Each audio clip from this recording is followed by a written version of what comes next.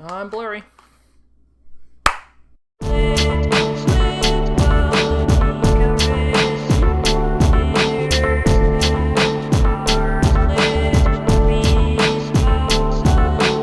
Hello Internet, this is Olin from What I'm Listening To.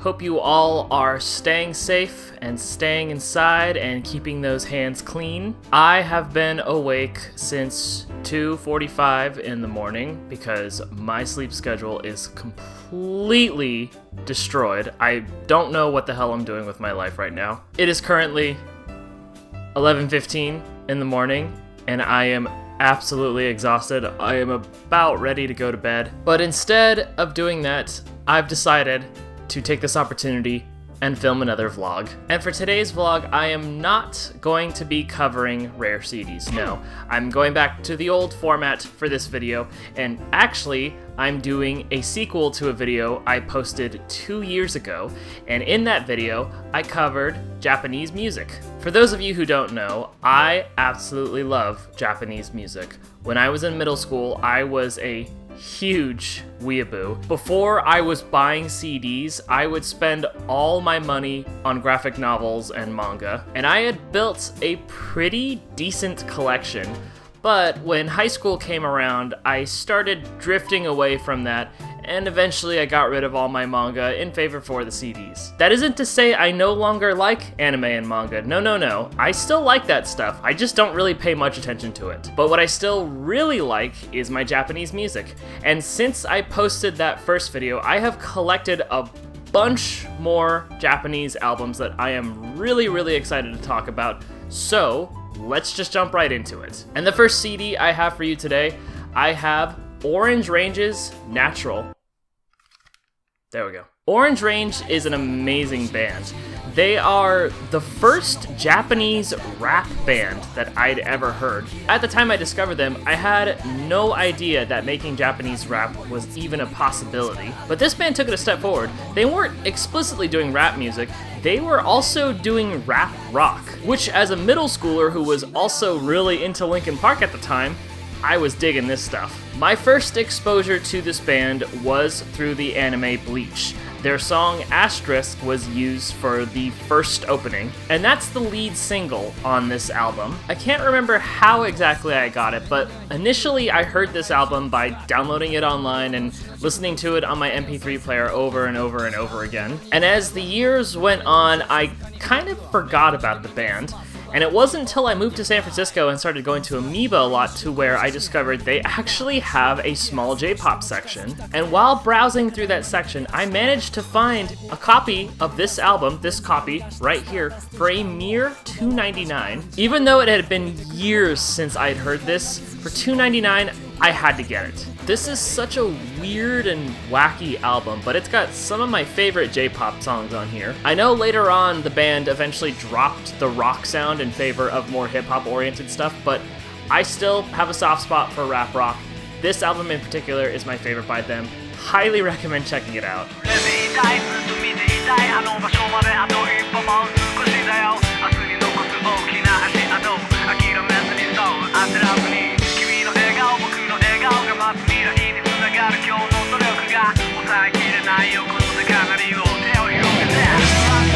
The next album I have for you today, I have Conceals Smile. Yet another album I discovered through anime. The lead track on this album is Ready, Steady, Go, which was used as the second opening theme for Fullmetal Alchemist. I remember watching an episode of Fullmetal Alchemist at like 1 in the morning on Adult Swim. I wasn't entirely keen to it, but I liked anime, and the moment I saw that opening theme and heard that song, I was hooked. Like I said, I was into a lot of rock music like Linkin Park, but I was also really into hard rock stuff like AC/DC, Led Zeppelin, really the classics. And just like that Orange Range album, I somehow got a hold of the MP3 for that song and would listen to it over and over again. Eventually, down the line, I managed to find this album on iTunes, and I was kind of shocked because I didn't think you could buy Japanese rock music on a place like iTunes. Little did I know really that the music that was usually used for opening themes in anime were by real bands and artists that were really not affiliated with anime in the first place. So I bought the album, mostly for Ready Steady Go, but I ended up liking a lot of the other tracks on here. The opening track, Kiss, is another one of my favorites. The final track, Spirit Dreams Inside, is another fantastic track. And Loverboy's a great track, Feeling Fine. Oh god, there's actually a lot of great songs on here. And again, just like Orange Range, I kind of forgot about them as the years went on, moved to San Francisco, started browsing the J-pop section at Amoeba, and eventually stumbled across a physical copy of this album. But unlike that Orange Range album, this was not $2.99. This was, I think, like $12.99 or $14.99, which is a little steep, but I found it worth it. So, if you like J-rock music, I highly recommend checking out this band. They are fantastic.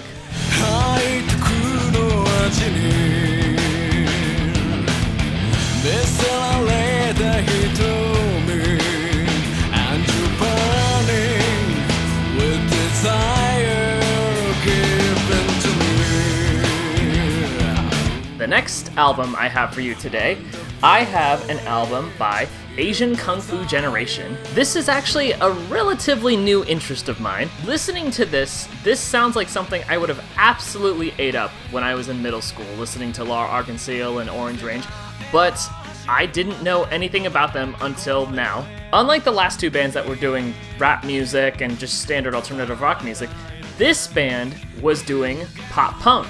And again, upon discovering this band, I had no idea that there were Japanese groups that were imitating that pop punk genre. It's music that's full of energy, full of emotion, incredible pop hooks, and it overall just rocks. The main track on here, which I can't remember what it's called, I can't read the Japanese here, is a song that was featured on Naruto.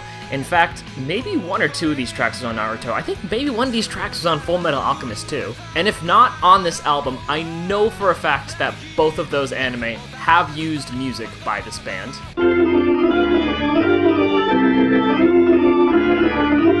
They have a lot of albums in their discography, but I picked this one again because there's a song from one of those anime I don't remember.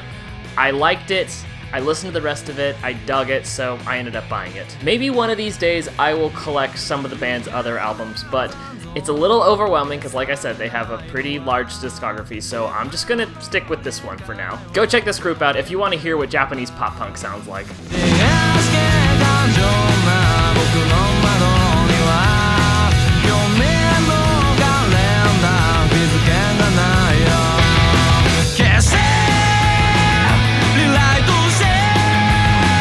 The next albums I have for you today, I have two. I have two albums by the bands Kinoko, Teikoku. I've talked about Japanese rap, I've talked about Japanese rock, I've talked about Japanese pop punk. Now, I'm gonna talk about Japanese shoegaze. Gotta love places like Mew for turning you on to music you probably wouldn't have found initially. But I remember going on a thread and seeing someone had posted this album cover and immediately wanting to know what it was. Just by how chaotic it is, I would say this would be a metal record or a black metal record. But then I heard the melodies and the loops and the layers upon layers of noise, and I recognize it to be that shoegaze sound that I love. This group also does have a fair bit of albums in their discography, but it seems like the general consensus is that this album and this EP are their best works. Japanese shoegaze is also a whole other movement onto itself. There are so many other bands that are doing the genre, but these guys are definite essentials if you're really wanting to get into that realm. This one is an amazing album. This is a nice follow-up with some extra tracks that sound exactly like they could fit in with this album. And there's actually no way to buy these digitally. I don't think they're on iTunes or Amazon MP3. And if you want physical copies of these, you have to import them because neither of them got an official US release. So I spent a little money on getting these imported into the US. That's okay. I'd say these albums are absolutely worth it. They're both fantastic listens. Definitely check them out if you're interested in shoegaze.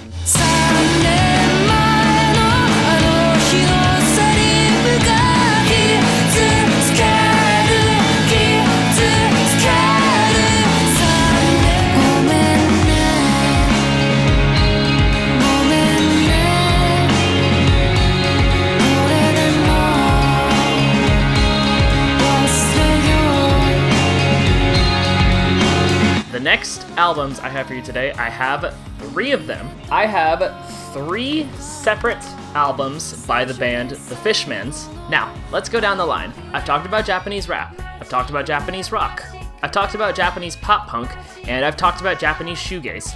Now, we're going to talk about Japanese reggae. I mentioned this band in the second volume of my Rare Albums video, and in that section of the video, I talked about how the Fishmans have a huge cult following on the internet. Basically, they consider every album in their discography awesome. But more specifically, they seem to lean more towards some of their later records. Specifically, that live album I talked about in the video, and these ones. The first album I actually ever heard by them was this one. This is their album, Long Season. Long Season is actually pretty unique because it's not just reggae they're doing here. They blend that with ambient, with post-rock, with psychedelic, with rocksteady, and it all comes out to be this amazingly beautiful sounding record. The entirety of the album is meant to be listened to in one sitting, but this CD splits it up into 5 or 6 different tracks that are kind of bite-sized. But playing it from the beginning and just letting it go is an amazing, amazing experience. And after buying this CD,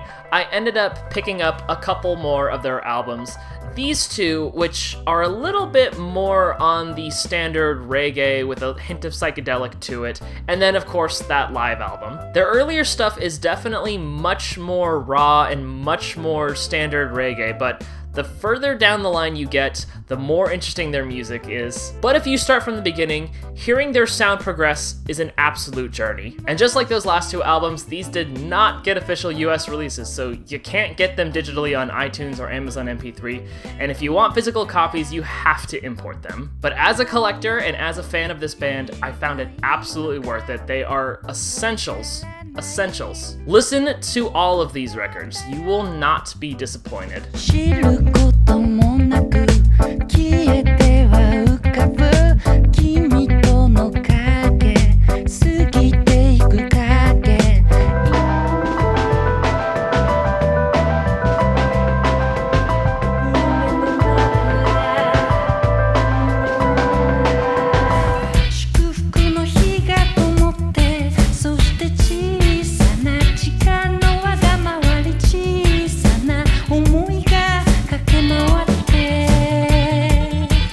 Alright, Internet, the last albums I'm going to talk about today come in 3s again. I have 3 albums by the band The Pillows. Before I start talking about them, they are not a different genre that I've already talked about. They are just standard alternative rock. But I saved this band for last because The Pillows are my favorite Japanese band of all time. I have the anime Fooly Cooly to thank for getting me into them. Unlike a lot of anime that has a score composed specifically for the anime, Fooly Cooly decided to take a different route and use band-oriented music as their soundtrack. The director of the show was a fan of this band, which at the time they were making the show was super, super obscure. So he managed to get the band's permission to use every single song they had put out. They were really, really stoked to be involved with the project. So the anime gets made with their music, it gets released in Japan, and it skyrockets in popularity. And eventually, it gets its own English dub, skyrockets in popularity there, and the next thing they know, The Pillows are immensely popular in both Japan and the US. And my first album I bought by them was a copy of the Fooly Cooly soundtrack number 3, which compiles pretty much every single song of theirs that appears on the show. I listened to that album so much on my portable CD player that it started skipping at one point, and I had to go out and buy a disc cleaner to make sure that it wouldn't skip so I could continue to listen to it. I still have that album somewhere in my collection to this very day. In fact, I believe I talked about it on my Big in Japan video number 1. To this day, it's one of my favorite compilation albums ever. But that soundtrack left me wanting more music by them, and doing a little bit of research, I found that The Pillows had quite the extensive discography. They were putting out album after album, at least 1 album a year, so maybe sometimes 2 albums a year. And after looking through their catalog, I determined that these were the 3 albums that I really wanted to get. These 3 albums not only have songs that appear on the Fooly Cooly anime, but a bunch of other songs that I had never really heard before. And like the other albums I talked about, these never got US releases, so if I wanted them, I had to buy them and get them imported from Japan. I sat on getting these for years and years and years. Occasionally I would forget about them and move on, and then I would remember them, stare at them online, see how much they were going for, sit on them, forget about them, you get the idea. Finally, I decided to pull the trigger and I bought all 3 of them in one sitting, and I'm so happy I did. Every single song on these albums, both the songs I knew and the songs I didn't know, are excellent. And I think of the 3 of them, Happy Bivouac is my favorite. It has the songs Last Dinosaur and Carnival, which are probably amongst my 2 all-time favorite Pillow songs. But also the title track is amazing, Crazy Sunshine is great, Beautiful Morning With You is great, Funny Bunny, Advice, oh my god, there's so many good songs on here. And second favorite would have to go to Little Busters. The title track is also very good, Blues Drive Monster is great, Hybrid Rainbow is good, Another Morning, One Life, yeah, this whole album is great. And then there's Runner's High, which is at the bottom of my list, but it's still really good. Again, the title track is great, Instant Music is great, White Ash is great, Sad Sad Kitty is great. There's just so many great tracks on all 3 of these albums. What I love about this band is they sound like any rock band that you would hear anywhere in the world, and they're just singing in Japanese. And why that means so much to me is when I was in middle school, I was listening to that Fooly Cooly soundtrack over and over and over again, and I was really enthusiastic about it. But when I tried to share it with other people, be it my friends or classmates, all of them thought it was just weird. And it was only because they were singing in Japanese, and they thought I was weird for listening to music with lyrics I didn't understand. But really, I was listening to it because I just thought it sounded cool. The guitar work was great, the melodies were great. I didn't care if I couldn't understand what they were saying.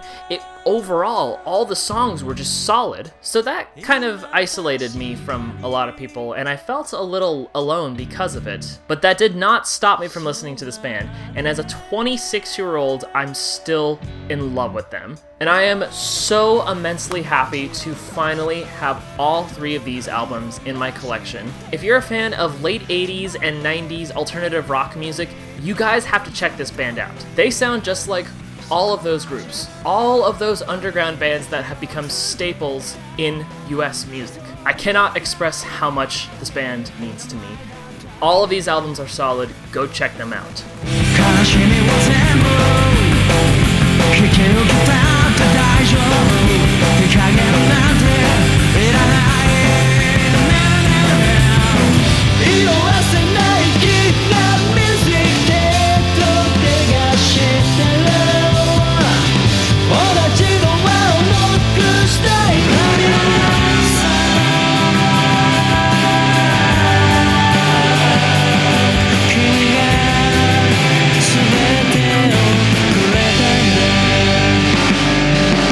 Alrighty then, Internet, that does it for me. Hey, if you have any bands or albums you want me to check out, particularly any Japanese bands or albums, leave a comment down below, and if I like it, maybe I'll include it in another video. Also, if you like this video, be sure to hit that subscribe button. It'll show me the support, and I'll love your face for it. Also, you can follow me on Instagram for even more music. I post a new album on there semi-frequently, a little more frequently because I'm in quarantine, but I talk a little bit about the album, and it gives you a bit of an insight of what else is in my collection. So, thank you all very much for watching. Stay indoors, stay healthy, keep those hands clean. We're gonna get through this together. But until then, this is Olin from What I'm Listening To, signing out. Goodbye.